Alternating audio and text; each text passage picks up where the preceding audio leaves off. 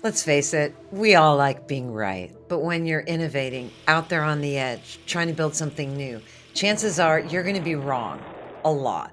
In this video, you're going to learn 3 tips for testing your product concept early, before you've built it. Tips that'll save your team months of time. Because when you get right down to it, successful innovation is about discovering all the ways that you're wrong on the path to being right.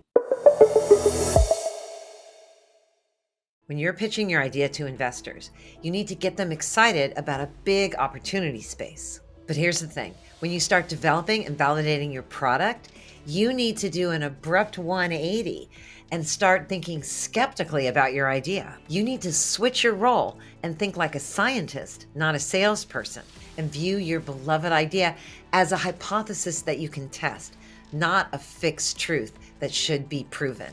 Every successful innovator walks this tightrope.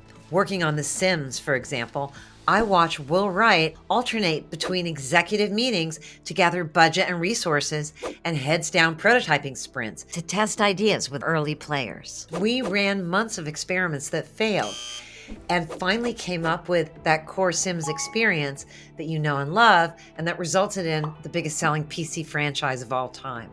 How do you test your riskiest assumptions up front? Well, your basic starting point is to design experiments that let you learn as much as possible, as quickly and cheaply as possible. Sometimes that means building a working prototype, but not always. Following a tradition started at Disney, Pixar spends a year or more up front doing story research.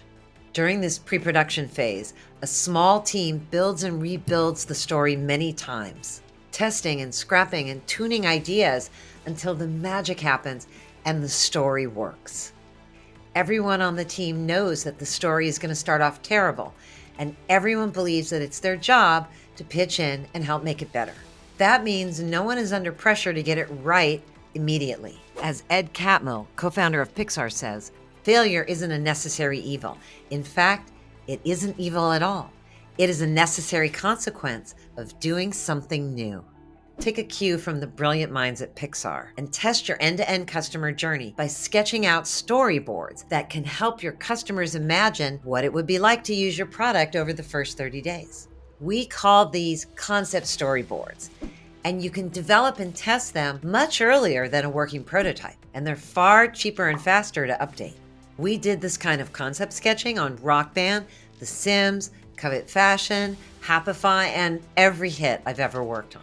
It's an incredibly helpful way for your customers to visualize how they use your product over time. When we were designing the Happify app, for instance, we drew storyboards that showed users playing a game in order to lift their mood. But our users told us that games stress them out. They preferred to relax by browsing beautiful images on Pinterest. So we pivoted and built a product that felt more like Pinterest and less like a game. If you can think like a scientist and set up the right experiments, you'll be well on your way to receiving market truth with open arms and an open mind.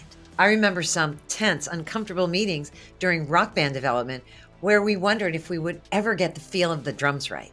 And I look back fondly on some epic yelling matches while we were developing Happify, especially when we realized that if we truly listened to our research, we would have to pivot our UX model and change our roadmap.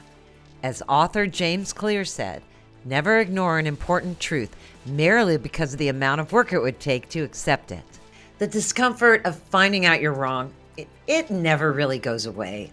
This is especially going to be true when the feedback is painful or difficult, because that's probably a clue that it's worth paying attention to. In this PMF video series, we've shared 3 design strategies to help you 10x product market fit. Talk to your superfans, design a high-retention customer journey, and test your journey with low-fidelity concept storyboards. These strategies give you the fastest, most efficient path to product market fit, and it's the process we'll accelerate you through in our game thinking training programs.